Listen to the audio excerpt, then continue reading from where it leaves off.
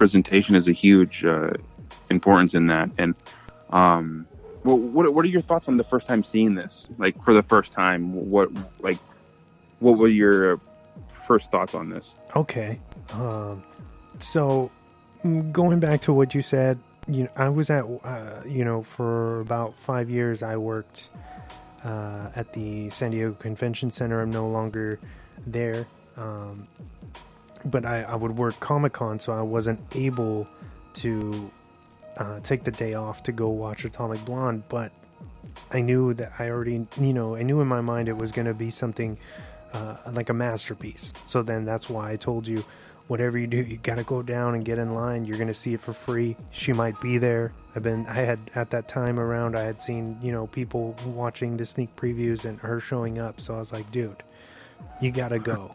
And then it happened or whatever. So that makes me so happy that you guys were able to experience that, or I was able to set that up, but going back to your question, what did I feel when I finally got to see this for the first time? I went to Grossmont. I saw it on the biggest screen they have in there. I think it's Dolby Atmos, and I thought it was complicated, but in the way that I was like, man, I want to watch this as many times as I can, just like kind of like Nolan, Yeah. Yes. Where there's so much details and things that you won't pick up on the first time around that you're just when it ends immediately, you want to throw it back on and figure it out and deconstruct it, and when a movie can make you move you in that way, that's when you know that it's something special. It's speaking to you on another level where you're just, you think about it. So much time can pass after you've seen it, and you find yourself in your mind going back to that and trying to think about where they were going with certain scenarios and stuff in the film, and it's amazing. If we're jumping straight, we're jumping into this, but I know we'll probably be going back and forth between scenes and from beginning to middle to end. So, but right now I'm kind of jumping to the end.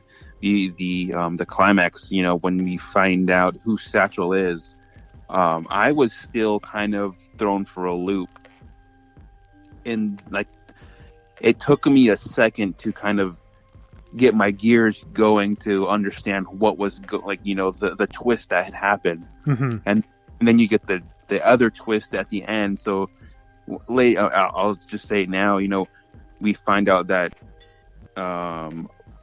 Charlize Theron's character, she is Satchel. She's the double agent. Mm-hmm. But then we find out at the end that she was a triple agent, correct? Yeah.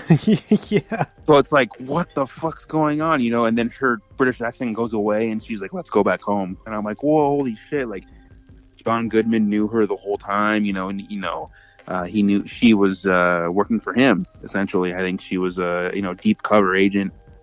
I thought that was brilliant to do that, and to the way she kind of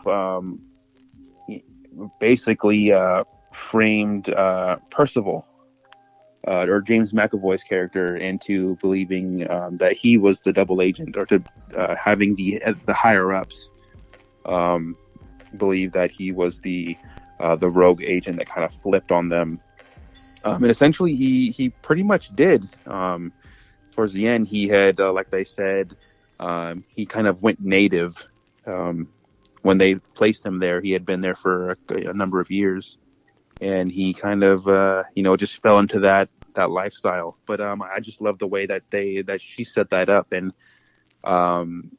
rewatching it again, refreshing my memory, and I'm just like, oh man, this is so amazing just to watch it again, kind of get those memories and those feelings back.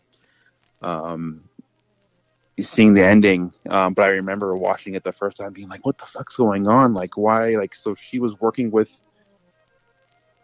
this guy the whole time as a double agent, and then she kills all of them, which was an amazing scene. I love that scene when she's in the hotel room, and they have the murder squad go in there to kind of kill her, and she just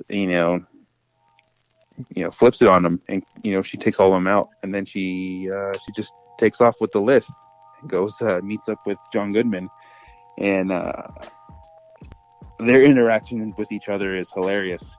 Straight from the beginning when she calls him a cocksucker. And he's like, I'm sorry, what was that? She's like, Wait, what? That was hilarious. She's like, we can roll back the tape if you'd like. Oh man, but their interactions were so, like, just little subtle things, and then how he brings it back up at the end. He's like, cocksucker, that was a good one. And then she's like, yeah, I it's the first thing that came to my head, basically. Yeah, man, I think just like you said, it's kind of like the music and everything that is kind of used for the movie's advantage.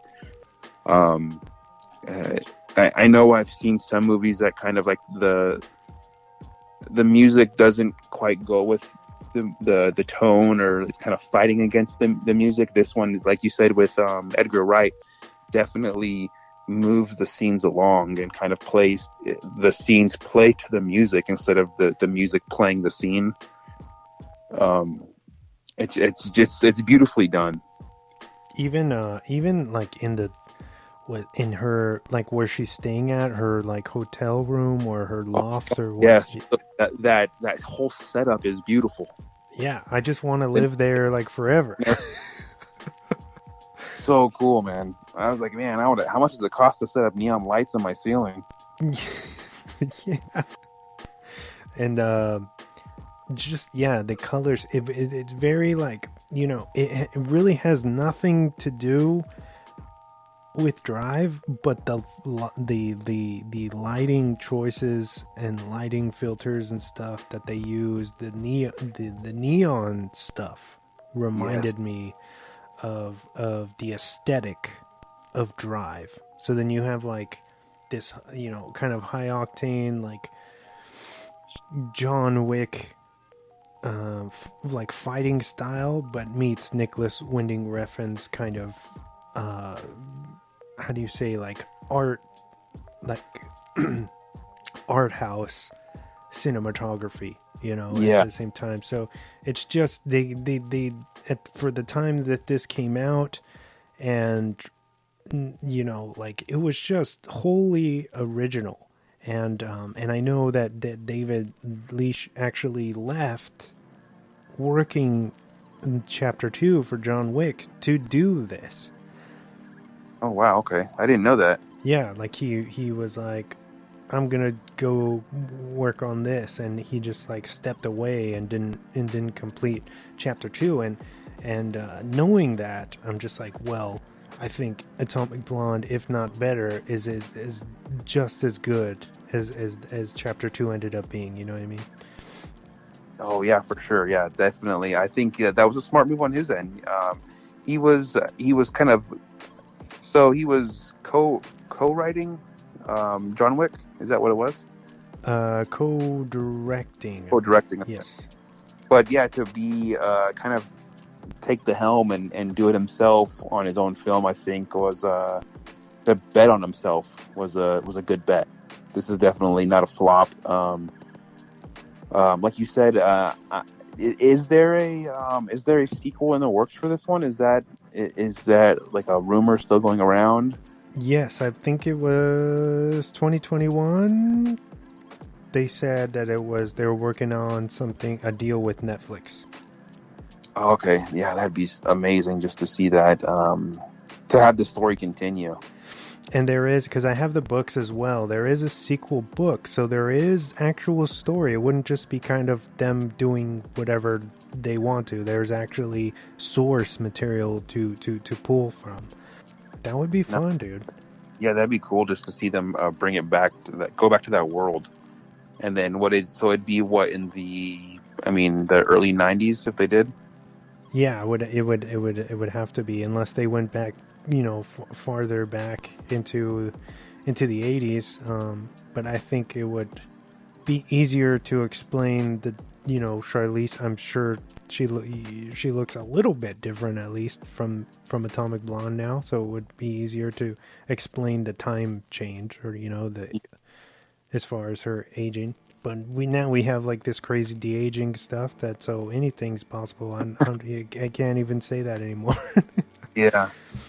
With Theron, I know she did extensive training on this, and didn't she like crack a rib and like break a tooth or something? I think she definitely got hurt.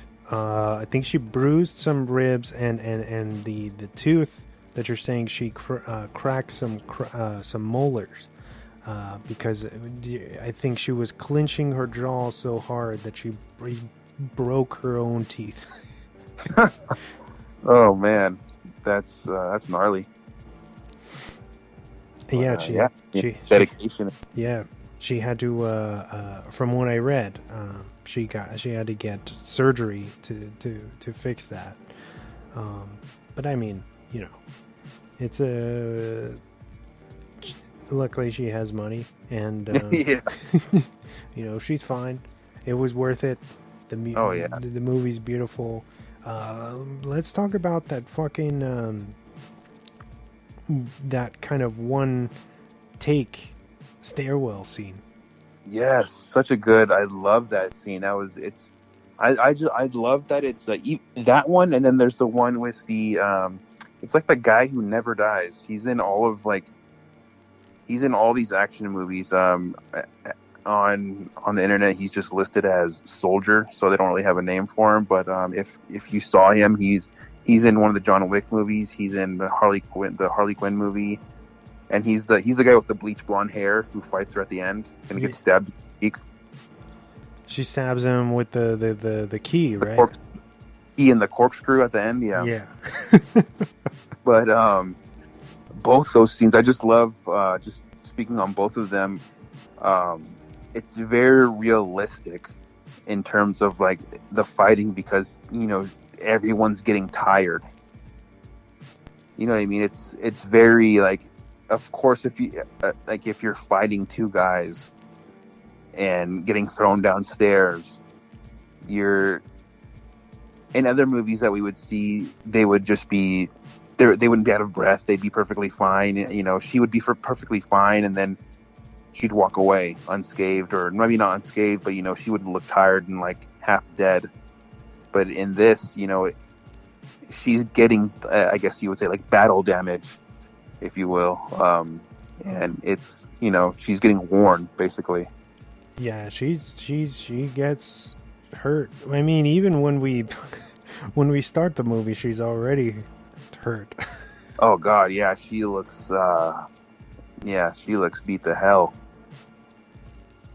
Which is, talking about maybe the only thing that keeps this, and you can feel free to chime in if you don't agree, but the only thing that I think that keeps this from being a perfect film would be the choice to tell her telling the story of what happened, from how do you say, contemporary point versus going into the past, because then that ruins the tension that we would have whether we're gonna lose her or not, because we know she's sitting in front of us in this interrogation room and she's fine ultimately, right. Yeah, the stakes aren't as high. Yes. Because we know she's still there. Yes. Yeah, I'd agree with you on that one. I think although I do like the fact that they add that element in, so we're continuously throughout the movie cutting back to present time in that period, and she's kind of, you get that interaction between like the awkwardness between the two who are interviewing her, and then her like smugness, and then going straight back into the action, or to the her remembering. I did like that, but then I also agree with, it would have worked perfectly if we didn't have that at all. If it just started off from when she arrives in Berlin, and then she gets thrown into the taxi or whatever. But yeah, I think either way works. But I think, like, I agree with you that it would have. That's what separates it from being a 9.9 to a 10, if you will. Yeah. It's just Either way works, but yeah.